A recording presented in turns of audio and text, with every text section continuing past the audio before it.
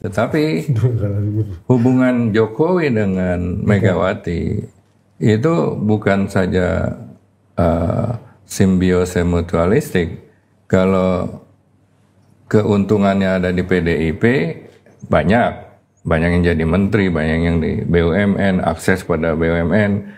Itu kader-kader PDIP pada waktu itu banyak menikmati. 10 tahun. Ya, selama 10 tahun. Tetapi secara hierarki sudah dideklar bahwa Jokowi itu kan petugasnya partai. Partai itu ya Megawati, jadi baturnya Megawati gitu loh. Hubungannya seperti itu. Baturnya Megawati, lo tau bahasa Jawanya, baturnya Megawati. Pelayannya Megawati. Ya, jadi memang hubungannya seperti itu. Jadi kalau saya lihat margin kekuatan hubungan Jokowi dengan Prabowo jauh lebih besar daripada Prabowo dengan Megawati. Jadi kalau Jokowi dan Mega yang surplus defisit neraca, yang neraca perdagangannya surplus ya berapa? Ya sekarang kan Jokowi dianggap pengkhianat. Ya itu juga saya kira memang dianggap pengkhianat itu ketika marwahnya Mega juga terinjak-injak oleh Megawati dalam pemilihan presiden. Marwahnya Jokowi. Marwahnya Mbak Mega itu terinjak oleh Jokowi karena kalah kan. Kalau menang mungkin. Kalau menang urusannya beda lagi gitu loh. Mungkin nggak usah diributin kali ya kan. Jadi karena dia kalah dan kalahnya oleh petugas baturnya ini kan. Baturnya kok ngalahin juragan gitu. Doronya kalah sama batur kan ngamuk orang Jawa kan. Nggak ada cerita gitu loh. Tenang. Bisa tenang pas gak pakai emosi malas ya. Baturnya masa ngalahin juragan. Ya itu emang logiknya gitu. Walaupun di mana-mana kan biasalah kalau anak buah terus menjadi menang menggantikan kan biasa kan. Iya kan? Prabowo sama Jokowi kan anak buahnya jadi presiden. Prabowo anak buahnya Jokowi kan, Menteri Pertahanan. Itu wajar di luar negeri. Dulu Jokowi juga rekomnya ke Jakarta salah satunya juga dari Prabowo kan, ibaratnya anak buahnya Prabowo juga. Betul. Tapi mereka punya fatsun yang tidak dimiliki oleh Megawati gitu loh. Kenapa Bu Mega nggak punya fatsun yang harusnya sebagai politisi paling berpengalaman di Republik? Harusnya dia yang menjadi ibaratnya penatar utama fatsun politik lah. Kalau dulu P4 itu kan dia yang harus bisa bikin trainernya TOT paling paten itu loh Pak. Tapi ya P4 nggak pernah ikut Megawati. Bukan Pak. Karena dia benci. Saya juga nggak boleh tuh ikut P4. Iya, bukan dilarang. Pak. Maksudnya fatsun politiknya tadi Bapak katakan. Harusnya Bu Mega yang paling berhak bicara fatsun nih harusnya gini, karena dia yang paling punya credential untuk bicara itu. Karena dia merasa hebat sendiri. Dia anak Bung Karno, dia anak raja, dan harus ditreat sebagai blue blood gitu loh. Itu emang sifatnya. Jadi yang lain-lain ya merupakan kalau tidak ada teman tapi ya batur aja semuanya gitu loh. Masa Pak bukannya demokratif, sangat deliberatif? Enggak juga ya. Kalau dia demokratis dia setiap kongres PDIP dia beri kesempatan kader-kadernya untuk ikut maju lah. Ya. Ini tidak diberi kesempatan. Atau ada yang nggak berani, artinya apa? Pembinaannya juga salah. Masa nggak berani? Ya kan? Dan siapa yang bilang itu kalau kita jadi masuk ke dalam partai, cita-cita kita harus menjadi ketua umum partai. Kita masuk politik, cita-cita kita harus jadi presiden, ya kan? Nah, ini nggak boleh gitu loh. Tapi ada analisa lain Pak, izin Pak, dari saya baca misalnya majalah Tempo. Ketua fraksi PDI Perjuangan Pak Utut Adianto mengatakan sebenarnya de facto ketua umum adalah sekjen. Itu untuk menggambarkan bagaimana berkuasanya Hasto Kristianto di PDI Perjuangan gitu. Sampai Pak Utut menunjukkan handphonenya yang ada tulisan Hasto de facto.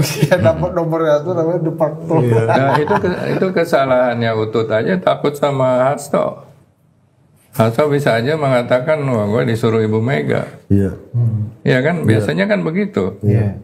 Bukankah itu Karena nggak ada orang yang berani menanyakan langsung ke Mbak Mega.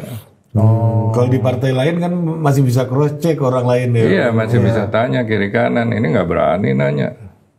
Itu benar Hasto nyuruh gini, kan nggak ada yang berani. Berarti sering dong kemungkinan itu dilakukan. apa abusive itu? Iya, terbuka dong Hasto melakukan itu, maksudnya Atas nama Mega. iya, opportunity itu sangat terbuka dong. Bisa Pak aja Jokowi. terjadi. Karena Bu Mega nggak bisa disentuh kan. Bisa aja, karena tidak ada orang yang berani melakukan verifikasi. Pertanyaannya, kenapa Bu Mega tidak bisa tersentuh? Dan tidak ada yang bisa memverifikasi, Pak. Termasuk mungkin Puan Maharani yang kata Bapak tadi, Bu Mega takut sama Mbak Puan. Ya, kalau Mbak Puan kan Anda bisa lihat, dia ketemu Jokowi, tenang aja dia ya kan.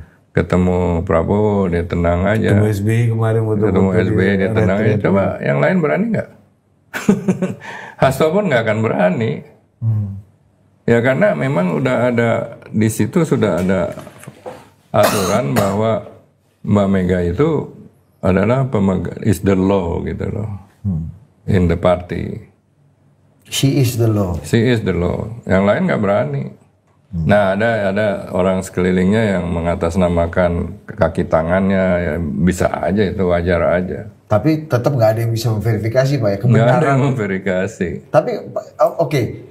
Ini sebenarnya tipikal, ini Bu Mega sekarang, Pak, yang memang kalau kata kesimpulan Pak Laks, Bu Mega nggak bisa disentuh dan nggak bisa diakses. Ini Bu Mega yang sekarang atau Bu Mega yang dari dulu memang sebenarnya typically Udah kayak gini. punya. Dulu nggak seperti itu. Cuma dosisnya aja mungkin lebih rendah dulu. Bibitnya ada, bibitnya Oh, ada. bibitnya ada. Coba gimana? Analisa Pak. Ya bibitnya ada. Kalau dia cerita dulu dia tinggal di istana, anak-anak presiden gitu, selalu dibangga-banggakan gitu loh.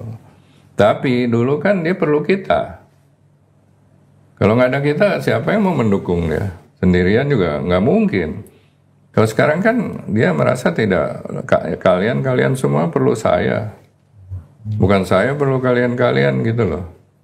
Kalau dulu saya, Eros Jarot, mungkin ada Sofwan Sofyan, ada beberapa orang yang dekat, kita ngomong santai aja kok. Santai, nggak ada beban. Malah saya bilang, Mbak, jangan ngomong yang ini ya, jangan harus baca ini hati-hati. Kita bisa bilang begitu. Kita memberikan semacam seperti Presiden Reagan, itu fully scripted kan.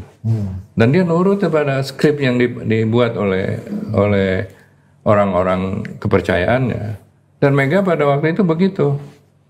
Tapi setelah dia jadi presiden berbeda, berubah semuanya. Oh, itu awalnya sejak jadi presiden ini, Pak. Iya, Itu makanya udah lama juga dong, Pak, berarti, Pak. misalnya Eros Jarot kurang deket apa? Tiap hari Mbak Mega di rumah Eros Jarot dulu. Pagi yang cerah. Ya karena lagu-lagunya juga kan. Yang tersenyum di bibir. Pantesan Bu Mega betah tuh kan. Mega, kamu sudah dengar hari ini bagaikan langit berpelangi. Kan disuruh Bu Mega maksudnya. Tapi ya setelah jadi presiden Eros ditendang, nggak dipakai.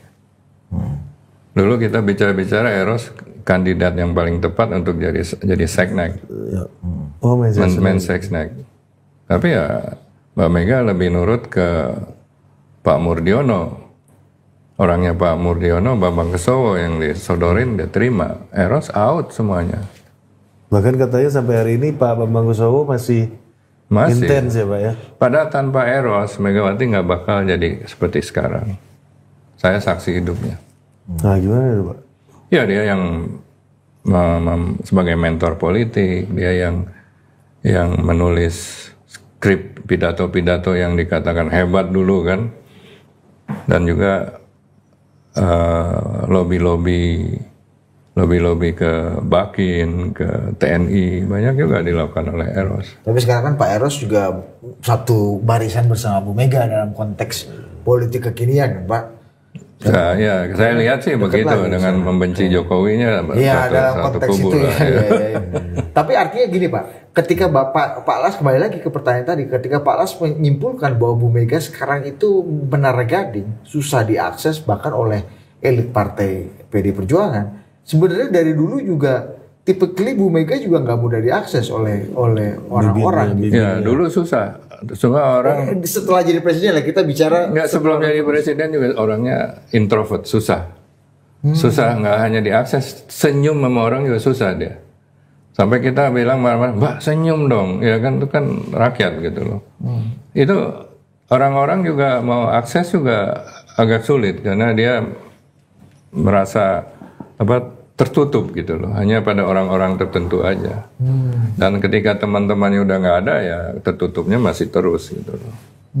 Dan apalagi yang sekarang ini kader-kader berbeda dua generasi ya. Iya. Seperti levelnya anak-anaknya Bu Mega ya Pak ya. Kalau dulu kan Pak Las kan level friend.